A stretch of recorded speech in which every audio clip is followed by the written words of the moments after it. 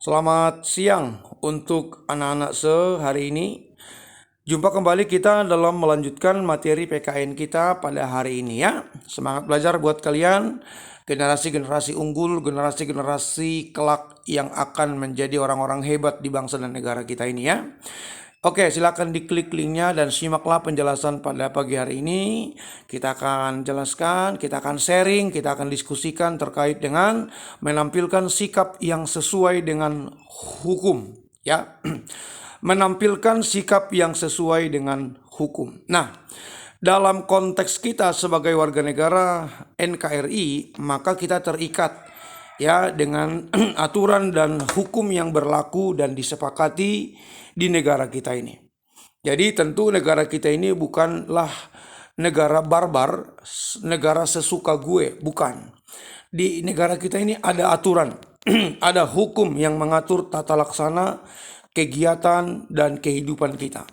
Kalau beberapa waktu yang lalu kita pelajari hukum itu seperti pagar di mana kita akan bisa aman, kita terlindungi dari segala serangan-serangan baik dari apapun karena ada pelindung. Pelindungnya itu adalah hukum itu sendiri. Dan hukum itu akan berlaku untuk semua warga negara Indonesia, baik dia seorang rakyat biasa, pejabat, bahkan pelaku penegak hukum sendiri pun hukum tetap berlaku ya untuk dia. Oke, perilaku yang sesuai dengan hukum. Ya, jadi setiap perbuatan kita yang melanggar hukum maka ada sanksi, ada konsekuensinya. Kalau kalian lihat gambar di samping ini, tentu ini adalah seorang yang pasti tentunya melakukan sebuah pelanggaran. Ya, atau bisa saja melakukan tindakan-tindakan kriminalitas karena ditangkap polisi. Polisi adalah penegak hukum. Nah, ketika kita tidak dapat mengabaikan semua aturan dan hukum yang berlaku di negara kita.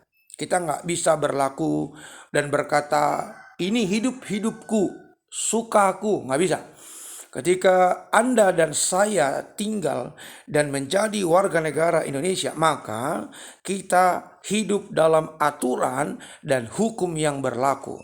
Nah, setiap pelanggaran kita, setiap hal yang kita lakukan melanggar hukum dan aturan, maka kita akan dikenakan sanksi dan konsekuensinya. Dan tentu kita dari sejak dini sudah diajarkan bagaimana kita harus menaati aturan dan hukum yang berlaku. Nah, kepatuhan hukum. Nah, kepatuhan hukum itu mengandung arti ya memahami ya dan menggunakan peraturan dan perundangan yang berlaku. Jadi, kenapa kalian patuh? Karena kalian memahami. Lalu kalian menggunakan aturan dan perundangan yang berlaku itu dalam konteks kehidupan. Ya, yang kedua mempertahankan tertib hukum yang ada. Jadi kita punya kontribusi, kita punya tanggung jawab untuk mempertahankan tertib hukum dan kita seorang siswa menjadi pelaku dari tertib hukum yang ada itu ya, menegakkan kepastian hukum juga. Ya, jadi ketika ada hukum, maka ketika dilanggar akan ada sanksi dan konsekuensinya sesuai dengan perundangan yang berlaku. Jadi jangan kiranya ada hukum, ada sanksi, tapi sanksi itu tidak selaras, tidak sesuai dengan kaidah hukum yang kita pahami. Nah, jadi kepatuhan kita adalah memahami, mempertahankan, dan menegakkan hukum yang berlaku. Nah, lalu bagaimana? Nah, ciri-ciri seseorang yang berperilaku sesuai dengan hukum yang berlaku, pasti seseorang itu, masyarakat itu, individu itu disenangi masyarakat. Kenapa disenangi masyarakat? Karena dia berperilaku sesuai dengan hukum. Dia tidak membawa dampak buruk ya. Lalu tidak menimbulkan kerugian bagi dirinya sendiri dan orang lain. Kalau kita melakukan tindakan kriminalitas, tentu kita akan merugikan diri kita sendiri. Coba, kalau seseorang berlaku jahat, ditangkap polisi, kan dia di penjara. Kalau di penjara dia nggak bisa sekolah, dia nggak bisa cari nafkah, maka dia terkungkung, dia terpenjara. Otomatis dia akan merugikan dirinya sendiri, membuat malu orang tuanya, dan menjadi pikiran orang tuanya. Nah, itu dia. Apalagi cirinya tidak menyinggung perasaan orang lain ya. Dari tutur lisan kita yang santun, yang ramah ya, karena apa? Kita adalah orang-orang cendekia yang diajar ya, yang diberikan konsep-konsep pemahaman sehingga kita tidak menyinggung perasaan orang lain, baik kita ketika menyampaikan argumentasi, mengeluarkan pendapat, kita tidak menyerang orang lain, kita tidak membunuh karakter orang lain, ya. Lalu menciptakan keselarasan. Kita yang hidup heterogen ini menciptakan selaras, ya, seirama, harmonisasi. Lalu mencerminkan sikap sadar hukum. Dimulai dari kita yang belajar ini sadar hukum. Kita harus menjadi agen perubahan. Kita menjadi garda terdepan untuk sikap sadar hukum. Lalu mencerminkan kepatuhan terhadap hukum yang berlaku. Jadi kita ya jangan karena ada aturan dilanggar. Nah, biasanya ada kata orang hukum itu untuk dilanggar, salah ya. Nah, perilaku taat hukum di keluarga, sekolah, dan masyarakat. Saya tahu di keluarga ada aturan, ya, ada aturan yang mengikat. Misalnya orang tua bilang kalau keluar rumah harus pulang sebelum jam 9 malam, aturan, ya. Lalu di rumah barang-barang harus dirapikan, aturan yang mengikat setiap anggota keluarga. Nah, di sekolah ada disiplin yang harus ditaati dan dilakukan. Kalau kalian terlambat, maka ada konsekuensinya. Kalau tidak menggunakan seragam formal yang resmi, ada konsekuensinya. Itu dianggap pelanggaran. Maka di sekolah kita diikat dengan aturan main, diikat dengan disiplin yang akan mengarahkan kalian menjadi siswa yang dewasa, siswa yang sadar hukum, dan siswa menjadi pelaku dari hukum yang berlaku. Nah, di masyarakat ada nggak? Ada, yaitu nilai dan norma, aturan yang mengikat masyarakat dalam sebuah kelompok atau komunitas masyarakat. Nah, macam-macam perilaku yang bertentangan dengan hukum. Apa saja itu? Pelanggaran terjadi karena rendahnya kesadaran hukum dan ketidakpatuhan pada hukum. Ada orang cuek, ada warga negara yang kadang kurang begitu peduli dengan hukum, sehingga terkesan dia melanggar dan berlaku barbar, sesuka-suka. Ya, misalnya kita lihat di lalu lintas perjalanan, ya. Udah jelas lampu merah itu berhenti, dia masih jalan menerobos. Maka ketika terjadi kecelakaan atau laka lantas, maka ada pihak yang dirugikan dari kelalaian kita, ya. Lalu pelanggaran hukum oleh si pelanggar sudah dianggap sebagai sebuah kebiasaan. Jadi ada orang berasumsi melanggar itu jadi sebuah habit, kebiasaan.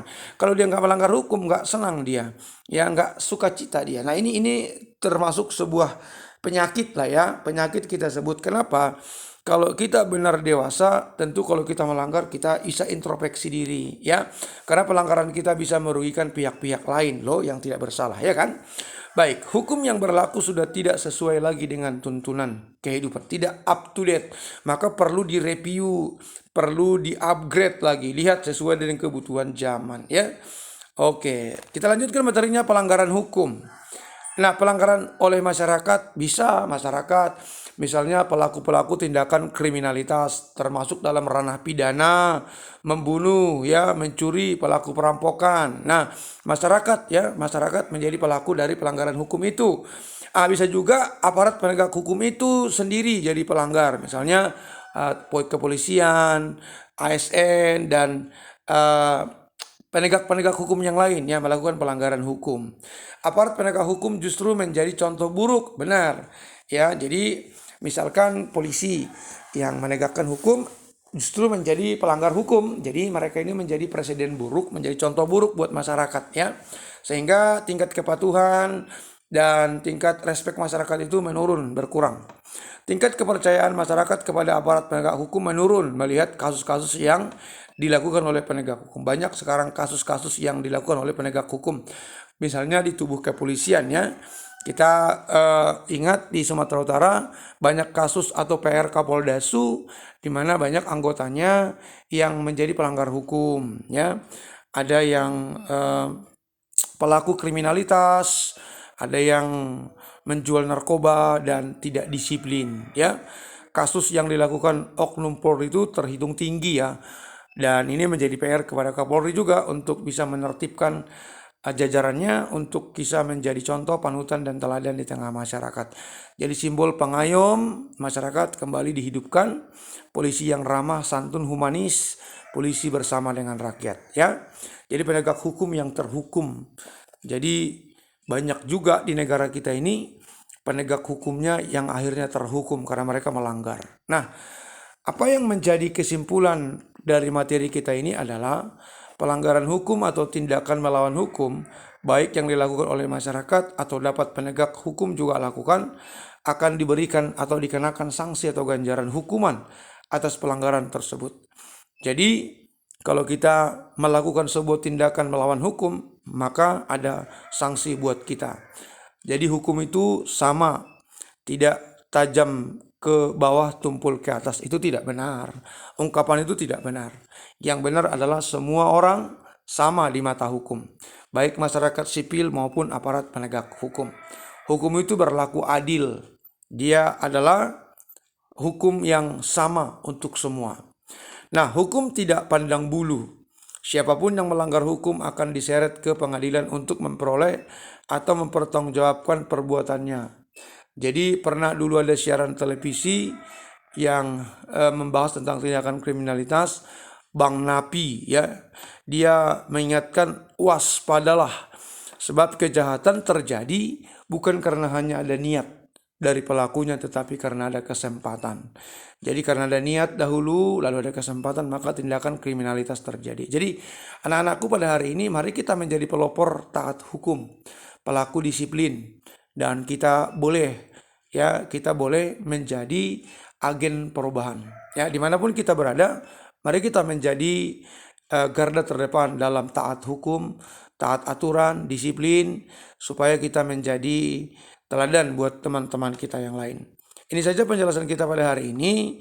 Jika ada hal yang kurang dipahami, silakan saya di Japri, kita diskusikan. Nah, terkait dengan sanksi ataupun hukuman-hukuman ataupun informasi-informasi yang terkait, kalian boleh mengambil referensi dari internet, buku, literatur untuk memperkaya konsep pemahaman kalian tentang materi ini.